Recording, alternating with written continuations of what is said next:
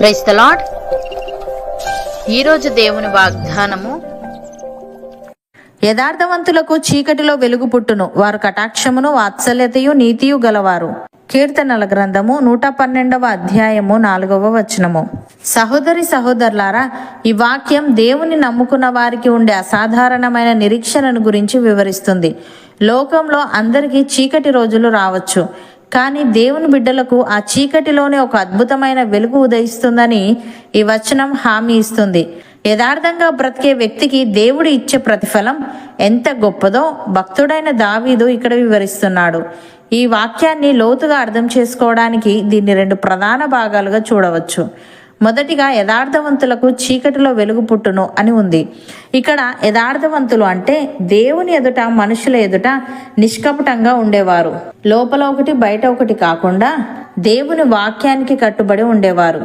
జీవితంలో చీకటి అంటే అర్థం కాని సమస్యలు, అనారోగ్యం, ఆర్థిక ఇబ్బందులు లేదా దిక్కుతోచని స్థితి. లోకస్తులకు అటువంటి స్థితి ఎదురైనప్పుడు వారు దారి తెలియక తడబడతారు. కానీ దేవుని బిడ్డలకు ఆ చీకటిలోనే దేవుడు ఒక వెలుగును పుట్టిస్తాడు. వెలుగు అంటే సమస్యకు పరిష్కారం, మనసుకి నెమ్మది మరియు దేవుని మార్గదర్శకత్వం. చీకటి ఎంత గాఢంగా ఉంటే వెలుగు అంత ప్రకాశవంతంగా కనిపిస్తుంది. ఉదాహరణకు, దావీదు సౌలు నుండి తప్పించుకోవడానికి అరణ్యాల్లో, గుహల్లో తిరుగుతున్నప్పుడు అది అతనికి చీకటి కాలం. సౌలును చంపే అవకాశం వచ్చినా దేవుడు అభిషేకించిన వానిపై నేను చెయ్యి వేయను అని తన యథార్థతను చాటుకున్నాడు. దేవుడు అతనికి శత్రువుల మీద విజయాన్ని ఇచ్చి ఇజ్రాయేలుకు రాజుగా నిలబెట్టాడు. అలాగే దానియేలు తన ప్రార్థన జీవితంలోనూ రాజీ పడని యథార్థతలోనూ ఎంతో నిక్కచ్చిగా ఉండేవాడు. రాజాజ్ఞకు వ్యతిరేకంగా ప్రార్థన చేశాడన్న నెపంతో అతన్ని సింహాల బోనులో వేశారు.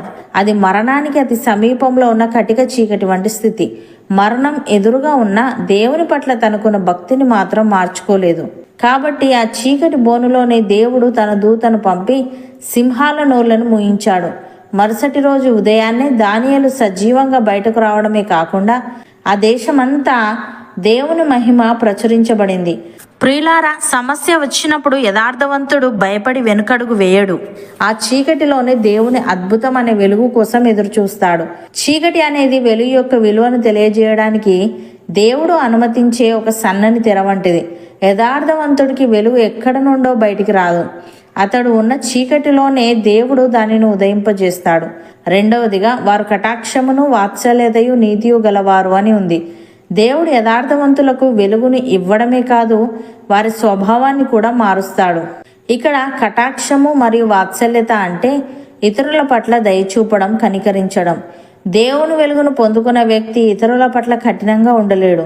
దేవుడు మనల్ని ఎలాగైతే కనికరిస్తున్నాడో మనం కూడా ఇతరులను అలాగే కనికరించే గుణాన్ని కలిగి ఉంటాం. ఈ వాత్సల్యత మనల్ని దేవుని పోలికలోకి మారుస్తుంది. మనం ఇతరులకు మేలు చేసినప్పుడు దేవుడు మనకు మరిన్ని మేలులు కలిగేలా చేస్తాడు. ఉదాహరణకు, దావీదు రాజైన తర్వాత తన స్నేహితుడైన యోనాతాను పట్ల ఉన్న ప్రేమతో అతని వంశంలో ఎవరైనా ఉన్నారా అని విచారించాడు. కుంటివాడైన మెఫీబోషేతును పిలిచి అతనికి భయం పోగొట్టి అతని పితరుల ఆస్తిని తిరిగి ఇచ్చి తన బల్ల దగ్గరే కూర్చొని భోజనం చేసే భాగ్యాన్ని ఇచ్చాడు. లోకరీత్యా శత్రువు వంశాన్ని నాశనం చేయాలి, కానీ దేవుని హృదయం కలిగిన దావీదు కటాక్షం చూపాడు. ప్రియులారా, యథార్థవంతుని జీవితం కేవలం సమస్యల నుండి విడుదల పొందడమే కాదు, అది ఇతరులకు దారి చూపే ఒక దిక్సూచిగా మారుతుంది. అలాగే వారు నీతియు గలవారు అని ఉంది. నీతి అనేది దేవుని బిడ్డలకు ఒక ఆభరణం వంటిది. పరిస్థితులు అనుకూలంగా ఉన్నప్పుడు మాత్రమే కాదు, కష్టాల్లో ఉన్నప్పుడు కూడా అన్యాయమైన దారిలో వెళ్లకుండా దేవుని నీతిని వెంబడించడం యథార్థవంతుల లక్షణం. మనుషులు మనల్ని చూసి వీడు నీతిగా ఉండి ఏం సాధించాడు అని అడగవచ్చు, కానీ ఆ నీతే చీకటిలో మనకు వెలుగుగా మారుతుంది. నీతిమంతుడి ప్రార్థన శక్తి కలిగినది. అది ఆకాశాన్ని కదిలించి అద్భుతాలను భూమి మీదకు తీసుకువస్తుంది. ఉదాహరణకు, యోబు జీవితంలో ఒక్క రోజులోనే ఆస్తి, పిల్లలు, ఆరోగ్యం అన్నీ పోయి కటిక చీకటి కమ్మేసింది.